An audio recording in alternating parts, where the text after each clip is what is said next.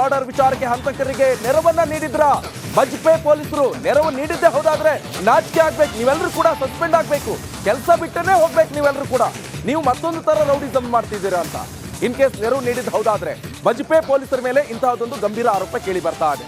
ಸುಹಾಸ್ ಪೋಷಕರು ಬಿಜೆಪಿ ನಾಯಕರು ಕಿಡಿಕಾರ್ತಿದ್ದಾರೆ.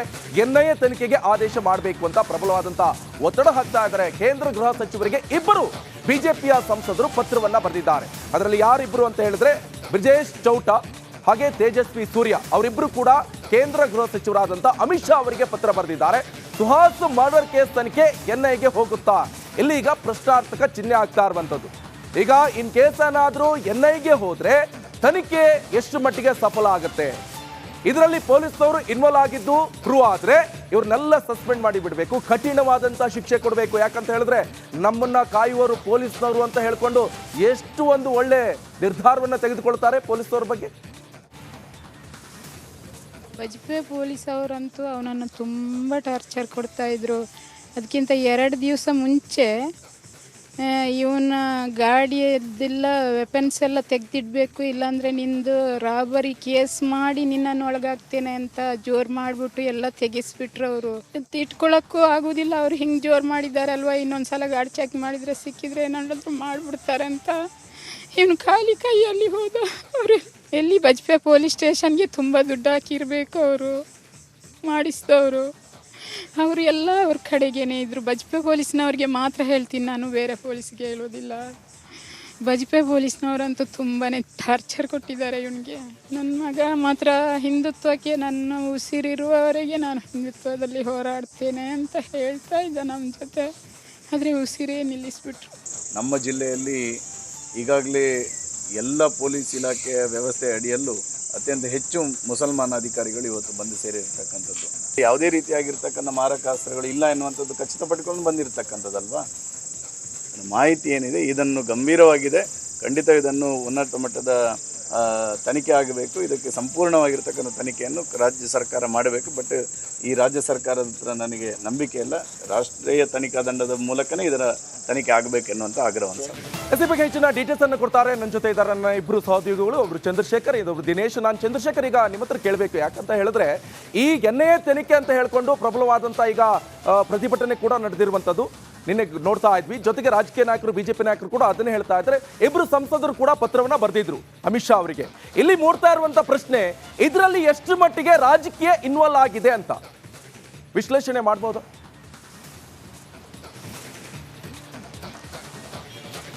ನಿಕೇಶ್, ಖಂಡಿತವಾಗ್ಲು ಮಂಗಳೂರಿನಲ್ಲಿ ಆದಂಥ ಸುಹಾಸ್ ಶೆಟ್ಟಿ ಹತ್ಯೆ ಏನಿದೆ, ಹತ್ಯೆಯ ಬೆನ್ನಲ್ಲೇ ಒಂದಷ್ಟು ರಾಜಕೀಯ ವಿಚಾರಗಳು ಪ್ರಸ್ತಾಪವಾಗ್ತಾ ಇರ್ತಕ್ಕಂಥದ್ದು. ಒಂದು ಕಡೆ ಬಿಜೆಪಿಯ ಎಲ್ಲ ಶಾಸಕರುಗಳು ಕೂಡ ಸುಹಾಸ್ ಶೆಟ್ಟಿಯ ಹತ್ಯೆಯ ಜೊತೆಗೆ ಎಲ್ಲರೂ ಕೂಡ ಒಂದಾಗಿ ಒಟ್ಟಾರೆಯಾಗಿ ಇಡೀ ಅಂತ್ಯ ಸಂಸ್ಕಾರ ಮುಗಿಯೋವರೆಗೂ ಕೂಡ ಎಲ್ಲರೂ ಒಟ್ಟಾಗಿ ಎಲ್ಲ ಶಾಸಕರುಗಳು ಒಟ್ಟಾಗಿದ್ದರು. ಆದರೆ ಕಾಂಗ್ರೆಸ್ನ ಯಾವುದೇ ಶಾಸಕರು ಬಂದಿಲ್ಲ ಅನ್ನುವಂಥದ್ದು ಮತ್ತೊಂದು ಕಡೆ ಗಂಭೀರ ಆರೋಪ.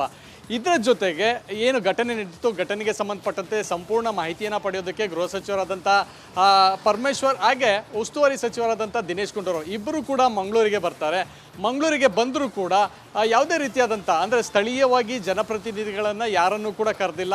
ಈ ವಿಚಾರವಾಗಿ ಬಿ ಜೆ ಪಿಯ ಶಾಸಕರು ಭಾಳ ತೀವ್ರವಾಗಿ ವಿರೋಧವನ್ನು ವ್ಯಕ್ತಪಡಿಸಿರ್ತಕ್ಕಂಥದ್ದು. ಯಾಕಂತಂದರೆ ಸ್ಥಳೀಯ ಜನಪ್ರತಿನಿಧಿಗಳಿಗೂ ಕೂಡ ಈ ಗಲಭೆಗಳನ್ನು ತಡೆಯುವಂಥ ಮತ್ತು ಯಾವುದೇ ರೀತಿಯಾದಂಥ ಮುಂದಿನ ಯಾವುದೇ ಗಲಭೆ ಆಗದೇ ಇರೋ ರೀತಿಯಲ್ಲಿ ಅಥವಾ ಹತ್ಯೆಗಳಾಗದೇ ಇರೋ ರೀತಿಯಲ್ಲಿ ಅವ್ರಿಗೂ ಕೂಡ ಜವಾಬ್ದಾರಿ ಇರುತ್ತೆ. ಸೊ ಹೀಗಾಗಿ ಇಲ್ಲಿನ ಸ್ಥಳೀಯ ಶಾಸಕರನ್ನು ಕರೆದು ಯಾವ ರೀತಿಯಾದಂಥ ಘಟನೆ ಇದೆ ಅಥವಾ ಏನು ಆಗ್ತಾ ಇದೆ ಇದನ್ನು ತಡೆಯುವಂಥ ನಿಟ್ಟಿನಲ್ಲಿ ಏನೆಲ್ಲ ಕ್ರಮವನ್ನು ತೆಗೆದುಕೊಳ್ಬೇಕು ಅನ್ನುವಂಥ ನಿಟ್ಟಿನಲ್ಲಿ ಗೃಹ ಸಚಿವರಾಗಲಿ ಅಥವಾ ಸ್ಥಳೀಯ ಉಸ್ತುವಾರಿ ಸಚಿವರಾದಂಥ ದಿನೇಶ್ ಗುಂಡೂರಾವ್ ಆಗಲಿ ಯಾವುದೇ ರೀತಿಯಾದಂಥ ಚಟುವಟಿಕೆಗಳನ್ನು ನಡೆಸಲಿಲ್ಲ. ಸೊ ಹೀಗಾಗಿ ಭಾಳಷ್ಟು ತೀವ್ರ ಮಟ್ಟದಲ್ಲಿ ವಿರೋಧ ವ್ಯಕ್ತವಾಗ್ತಾ ಇರ್ತಕ್ಕಂಥದ್ದು ಜೊತೆಗೆ ಇನ್ನು ಮುಂದೆ ಏನು ಮಾಡಬೇಕು ಅನ್ನೋಂಥದ್ದನ್ನು ಕೂಡ ನಿರ್ಧಾರ ಮಾಡ್ಬೋದಿತ್ತು. ಆದರೆ ಪರಮೇಶ್ವರ್ ಅವರಾಗಲಿ ಅಥವಾ ದಿನೇಶ್ ಗುಂಡೂರಾವ್ ಆಗಲಿ ಇಬ್ಬರು ಕೂಡ ಆ ರೀತಿಯಾದಂಥ ಮಾಡದೇ ಇರತಕ್ಕಂಥದ್ದು ಒಂದು ಕಡೆ. ಆದರೆ ಮತ್ತೊಂದು ಕಡೆ ಸ್ಥಳೀಯವಾಗಿ ಇಲ್ಲಿ ಘಟನೆ ನಡೆಯೋದಕ್ಕೆ ಬಜ್ಪೆ ಪೊಲೀಸರು ಕೂಡ ಕಾರಣ ಅನ್ನುವಂಥ ಗಂಭೀರ ಆರೋಪ ಇದ್ದರೂ ಕೂಡ ಈ ರೀತಿಯಾದಂಥ ಯಾವುದೇ ತನಿಖೆಯಾಗಲಿ ಅಥವಾ ಆ ಪೊಲೀಸರನ್ನು ಕರೆದು ವಿಚಾರಣೆ ಮಾಡುವಂಥದ್ದಾಗಲಿ ಅಥವಾ ಈ ಬಗ್ಗೆ ಮಾಹಿತಿಯನ್ನು ಪಡೆಯುವಂಥ ಕೆಲಸವನ್ನು ಕೂಡ ಪರಮೇಶ್ವರ್ ಅವರು ಮಾಡಿಲ್ಲ ಅನ್ನುವಂಥದ್ದು ಈಗ ಗಂಭೀರ ಆರೋಪ. ಹೀಗಾಗಿ NIA ತನಿಖೆಯನ್ನು ಮಾಡಬೇಕು ಅನ್ನುವಂಥ ಬಹಳ ದೊಡ್ಡ ಮಟ್ಟದ ಇವತ್ತು ನೆನೆದಲ್ಲ ಕಳೆದ 3-4 ದಿನಗಳಿಂದ ಹತ್ಯೆ ಆದಂಥ ಬೆನ್ನಲ್ಲೇ ಇಲ್ಲಿನ ಸ್ಥಳೀಯ ಪೊಲೀಸರದ್ದಾಗಲಿ ಅಥವಾ ರಾಜ್ಯ ಸರ್ಕಾರದ ತನಿಖೆ ಆಗಲಿ ಬೇಡ, NIA ತನಿಖೆಯೇ ಆಗಬೇಕು ಅನ್ನುವಂಥ ಪಟ್ಟನ್ನು ಹಿಡಿದಿರ್ತಕ್ಕಂಥದ್ದು ಭಾಳ ಪ್ರಮುಖವಾಗಿ ಕೇಳಿ ಬರ್ತಾ ಇರ್ತಕ್ಕಂಥದ್ದು. ಈಗಾಗಲೇ ಸ್ಥಳೀಯ ಒಂದು ಸಂಸದರು ಅಂದರೆ ಮಂಗಳೂರಿನ ಸಂಸದರಂಥ ಕ್ಯಾಪ್ಟನ್ ಬ್ರಿಜೇಶ್ ಚೌಟ ಅವರು ಕೂಡ ಗೃಹ ಸಚಿವರಿಗೆ ಪತ್ರವನ್ನು ಬರೆದಿದ್ದಾರೆ. ಜೊತೆಗೆ ಬೆಂಗಳೂರು ದಕ್ಷಿಣ ಲೋಕಸಭಾ ಕ್ಷೇತ್ರದ ಸಂಸದರು ಮತ್ತು BJPಯ ರಾಷ್ಟ್ರೀಯ ಯುವ ಮೋರ್ಚಾ ಕಾರ್ಯದರ್ಶಿ ಆಗಿರ್ತಕ್ಕಂಥ ತೇಜಸ್ವಿ ಸೂರ್ಯ ಕೂಡ ಪತ್ರವನ್ನು ಬರೆದಿರ್ತಕ್ಕಂಥದ್ದು. ಒಟ್ಟು ಒಂದೇ NIA ತನಿಖೆ ಆಗಬೇಕು ಅನ್ನೋಂಥದ್ದು. ಯಾಕಂತಂದರೆ NIA ಒಂದು ವೇಳೆ ರಾಜ್ಯಕ್ಕೆ ಕಾಲಿಟ್ಟಿದೆ ಆದಲ್ಲಿ ಇಡೀ ಪ್ರಕರಣಕ್ಕೆ ಸಂಬಂಧಪಟ್ಟಂಥ ಸಂಪೂರ್ಣವಾದ ಮಾಹಿತಿಯನ್ನು ಪಡಿತಾರೆ. ಯಾಕಂತಂದರೆ ಪೊಲೀಸರ ಮೇಲೆ, ಅದರಲ್ಲೂ ಸ್ಥಳೀಯವಾಗಿ ಮಂಗಳೂರು ಪೊಲೀಸರು ಅಥವಾ ಬಜಪೆ ಪೊಲೀಸರ ಮೇಲೆ ಗಂಭೀರವಾಗಿ ಆರೋಪ ಇರತಕ್ಕಂಥದ್ದು. ಅದರಲ್ಲೂ ಬಜಪೆ ಪೊಲೀಸ್ ಠಾಣೆಯಲ್ಲಿರ್ತಕ್ಕಂಥ ರಶೀದ್ ಅನ್ನುವಂಥ ಅಧಿಕಾರಿ ಮೇಲೆ ಈ ರೀತಿಯಾದಂಥ ಗಂಭೀರ ಆರೋಪವನ್ನು ಸ್ಥಳೀಯ ಶಾಸಕರುಗಳು ಮಾಡಿರೋದ್ರಿಂದ ನಿಜಕ್ಕೂ ಅವರ ಪಾತ್ರ ಇದೆಯಾ ಇಲ್ವಾ ಅನ್ನೋಂಥದ್ದು ಸ್ಪಷ್ಟವಾಗಬೇಕಾಗಿದೆ. ಒಂದು ವೇಳೆ ಆ ರೀತಿ ಇದ್ದಿದ್ದೆ ಅದರಲ್ಲಿ ನಿಜಕ್ಕೂ ಪೊಲೀಸ್ ಇಲಾಖೆಗೆ ಇದಕ್ಕಿಂತ ದೊಡ್ಡ ಒಂದು ರೀತಿಯಾದಂಥ ನಾಚಿಕೆ ಅಥವಾ ಮರ್ಯಾದೆ ಹೋಗುವಂಥ ಮತ್ತೊಂದು ಘಟನೆ ಇನ್ನೊಂದಿಲ್ಲ. ಹೀಗಾಗಿ NIA ತನಿಖೆ ಆಗಬೇಕು ಅನ್ನೋಂಥದ್ದು ಬಹಳ ಸ್ಪಷ್ಟವಾಗಿ ಆಗ್ರಹ ಮಾಡ್ತಿರ್ತಕ್ಕಂಥದ್ದು. ಥ್ಯಾಂಕ್ ಯು ಚಂದ್ರು ಹಾಗೆ ದಿನೇಶ್ ನಿಮ್ಮೆಲ್ಲ ಮಾಹಿತಿಗೆ.